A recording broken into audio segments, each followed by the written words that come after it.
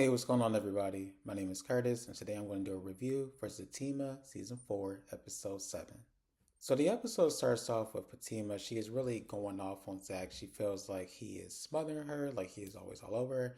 And she's just like, look, I need you to back up. And he's like, but how can I help you if you tell me to back up? She's like, listen, just back up, give me space, allow me to do things. I appreciate the fact that you want to, be there for me while I'm pregnant and everything, but I just need some space. Like, just can you just leave me alone for like 5 seconds, please? He is just like, come on, Fatima, you are my fiance, you are pregnant, like I need to be here for you, like just let me be here. And she was like, Zach, listen to me. If you do not leave me alone, I'm going to scream like on some stranger dangerous shit. And he's like, whoa, wait a minute, I didn't mean to do all of that. Like, damn, like calm down. She continues to chastise him, if you will, like, what, just give me some space, let me do my thing. And he's like, you know what, fine, it's okay, because I have other shit I need to do, including this baby shower. And she was like, you know what, when it comes to the baby shower, it's still going to be small and intimate, just a few friends and family, like we talked about, right? And Zach is just like, she was like, Zach. He was like, well, maybe I've invited like a few people here, a few people there. I may have bought some expensive things. And she's like, oh my God, Zach. See, this is why I didn't want you to plan this shit, because I knew that you were going to go overboard. And Zach is just like, oh my God, I'm just trying, Fatima, damn. Fatima tells him without telling him that he has been fired. He has been relieved of his baby shower duties. And so he is able to kind of like distract her, or not even really distract her, but get her off task by saying, well, aren't you late for work? And she's like, shit, I am late for work. She's like, I need to go. And so that's how Zach was able to kind of work his way out of being fired and get himself back into the fold. And he's actually going to reach out to Angela a little bit later to see if she can help him out. Fatima makes it to the parking garage and she's getting some things out of her car when somebody touches her back, and she almost jumps out of her skin, like literally almost jumps out of her skin. And she turns around and it's actually Angela. Angela's like, what's going on? Like, is everything okay? And she's like, yeah, everything is fine. She's like, are you sure? She was like, yes, everything is okay. And Angela's like, no, the way that you jumped up, there has to be something going on. Like, what's happening? Can you tell me? She was like, listen, I don't want to talk about it. So she's like, oh, you don't want to talk about it. So that means that there's something that did happen. So just let me know, like, what's going on? Fatima tells her once again, like, look, I don't want to talk about it. And then Angela was like, does this have anything to do with that rude bitch that was in the conference room? What's her name? Leslie? And this part confused me and threw me off because if I recall correctly in the last episode, when Leslie was in the office, her back was facing Angela, so Angela couldn't actually see her. When Angela walked out of the office and she met up with Fatima, I remember Leslie, she actually walked out as she was approaching Fatima, so she didn't actually see her. And then when Leslie stole the paper out of the tray, wasn't Angela already walking towards the parking garage? So how did she know that Leslie was in the office? Like, did I miss something? Did Was that like a scene that wasn't actually shown on the show? Like, how did Angela know that Leslie was in the office? I'm confused. Angela's like, I should have whooped her ass when she broke into your house. And then Fatima's like, wait a minute, hold on for a second. What did you say? She's like, yeah, she broke into your house. She was like, when? She was like, well, after the shooting situation happened, she actually came to the house. She claimed that she had a key, but I wasn't really sure. And Fatima's like, when were you going to tell me this information? She was like, well, there was a lot going on. We had the shooting that happened. You were in the hospital. And then also, we're keeping it real. You presented her to me as being your friend. So, I didn't really feel like it was anything significant I needed to tell you in that moment, but I feel like I need to tell you now. Fatima's like, that lady is not my friend. That lady, she tries to dress like me. She tries to get her hair done like me. She is a psycho. I don't fuck with her. Like, that is not my friend at all. Angela tells her that Zach is going to go crazy once he finds out that Leslie came to her job and also is breaking into the house. And Fatima's like, no, you can't tell him. Like, he can't know this information. She's like, why not? And I was thinking to myself as well, like, why not? Like, if we go back to the beginning of season 3, I feel like this conversation actually mirrors that because they were in a parking garage before. If we go back to the beginning of season 3, she got attacked by Jeremiah. Angela was like, you need to tell Zach. And she's like, no, don't do that. It's only going to make things worse. But we saw how that ended. And now we're in this situation where Leslie, she's breaking into your house. She's coming to your job. She's stalking you. She's trying to mirror you. And you feel like Zach should not know this information because of what? And then she says, well, because in the beginning of this season, remember, he said that he wanted to get her security guards, no bodyguards. And she doesn't want that because she already feels like he's like smothering her. So she doesn't want bodyguards. But I'm like, in this particular situation, you may need some bodyguards because Leslie is fucking crazy. Angela's low key in agreement with me. She's like, I don't know, that lady is unhinged. And so Fatima actually opens her car door. She reaches in the car and she pulls out the gun. She's like, I got something for her. She tries me again. I was like, oh shit. After this conversation, Angela, she goes into the break room and she runs into Stephanie. If you all remember, Stephanie was actually in the previous episode. So she runs into Stephanie. She's like, Steph, something looks different about you. Like, did you lose some weight? And she was like, yeah, I actually did lose some weight. She was like, how were you able to lose weight so quickly? She was like, well, I'm actually using this new drug supplement and it helps you lose weight. And she said the name of the supplement, and Angela was just like, I thought that was for people with diabetes. And she was like, yeah, it is, but we can actually use it as well, and it helps us drop pounds. She does mention that, of course, you have to change your diet, you have to work out a little bit, but it is something that will help you lose weight quickly. And she's like, you know what, I actually have a plug, so if you actually want some supplements, you want to get this work, you can actually get it.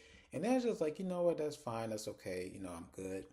But once the lady Stephanie actually leaves, Angela, she does look in the mirror. She does start looking at her body. And it appears that she did get a little insecure in the moment. So this is something that may come up in the future. All right, so let's switch over to Zach for a second. So Zach is in the office. He's talking to Preston. And Preston lets him know that they are getting ready to get the LOI, which is the letter of intent for the commercial real estate space. And of course, Zach, he's happy, he's excited. And then Preston's like, they actually want to meet with us today. So they want to meet with Preston, Bryce, and Zach to talk about the deal. And so Zach is like, oh, I can't really do that because he needs to meet with Angela a little bit later to talk about the baby shower. And also he has a photo shoot to go to a little bit later as well.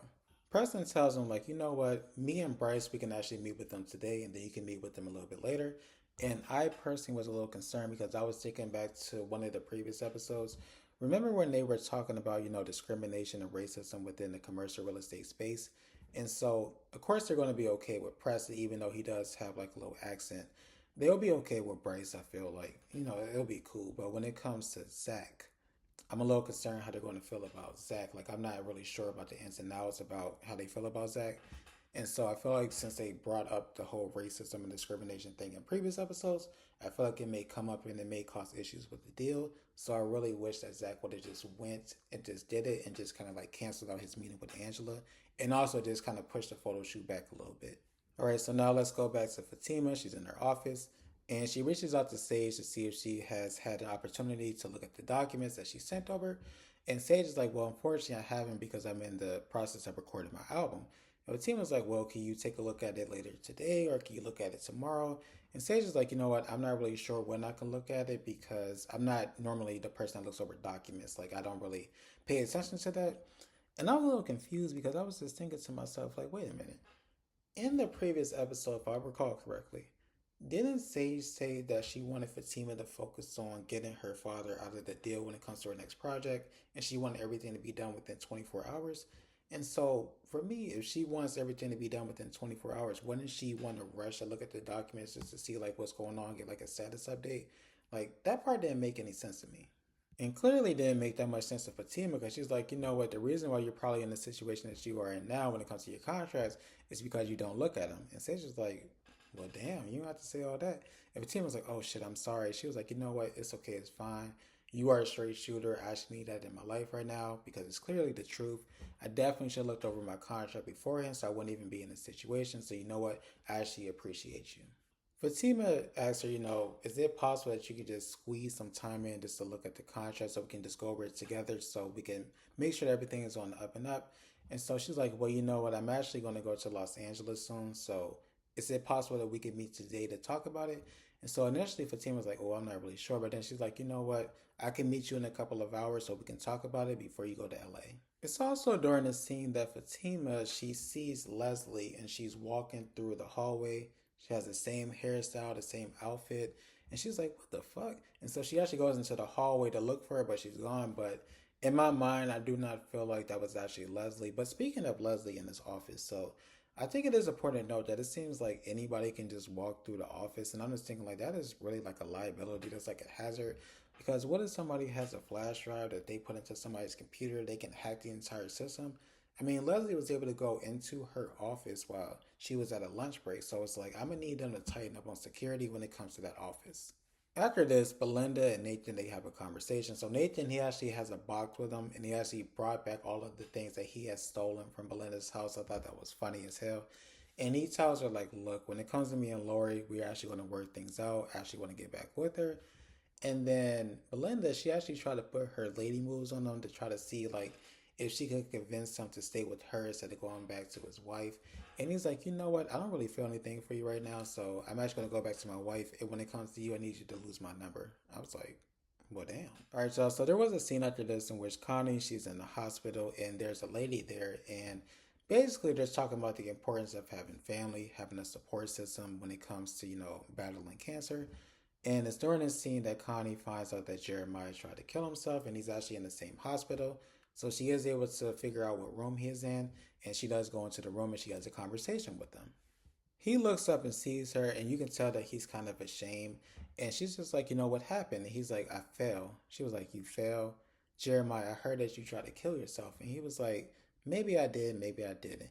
And she's just like, I'm going to tell Zach about what happened. He's like, why are you going to tell Zach? He don't give a fuck about me. She was like, that is not true, Jeremiah. He cares about you. And she's like, you know what? There's just so much in life that you need to live for. Like, why are you trying to take your life away? And he's like, what do I have to live for? And she tries to say something, but he kind of cuts her off. Like, there's nothing for me to live for. Like, there's nothing here for me. Like, I don't need to be here anymore. Connie is just like, look, I knew you prior to you using drugs. And prior to using drugs, you used to hold me down.